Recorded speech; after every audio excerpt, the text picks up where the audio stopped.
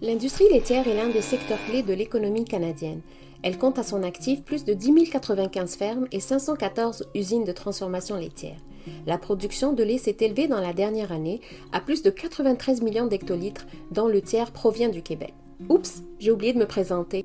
Je m'appelle Nissani Boucher, je suis étudiante au doctorat en sciences des aliments à la Faculté des sciences, de l'agriculture et de l'alimentation de l'Université Laval. Mon projet de recherche dirigé par la Dr Julie Jean vise à étudier les biofilms du secteur laitier et à trouver des solutions efficaces pour contrôler leur présence sur les surfaces en acier inoxydable dans les usines de transformation laitière. Mais au fait, savez-vous ce qu'est un biofilm? Suivez-moi, nous allons voir ça de plus près.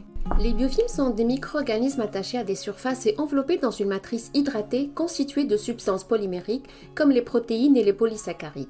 Cette matrice isole et protège les cellules microbiennes du milieu externe. Le lait cru transformé dans les usines est naturellement chargé de micro-organismes et son contact permanent avec les surfaces en acier inoxydable mène à l'accumulation de la matière organique et à la formation de biofilms. C'est pourquoi leur présence dans les usines de transformation peut réduire l'efficacité des équipements, détériorer les surfaces et contaminer les produits laitiers par des bactéries pathogènes ou d'altération, menant à des pertes économiques considérables.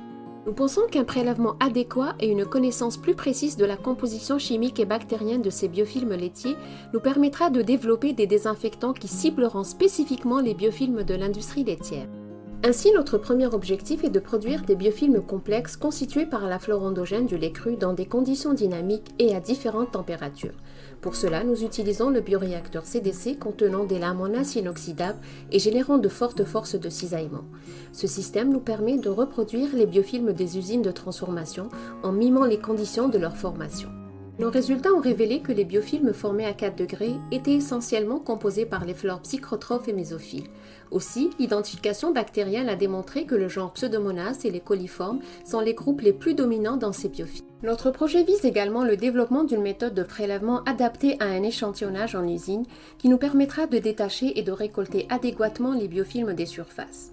Aussi, la mise au point d'une technique combinant la sonication et l'éponge synthétique nous a permis un décrochage efficace des biofilms et une récupération similaire à celle obtenue par l'ultrasonication. L'acquisition de ces connaissances permettra une meilleure caractérisation bactérienne des biofilms laitiers et finalement le développement de différentes nouvelles formulations antibiofilms. Leur potentiel d'inactivation sera évalué à l'état statique par la méthode Einbeck et en conditions dynamiques en utilisant le bioréacteur CDC.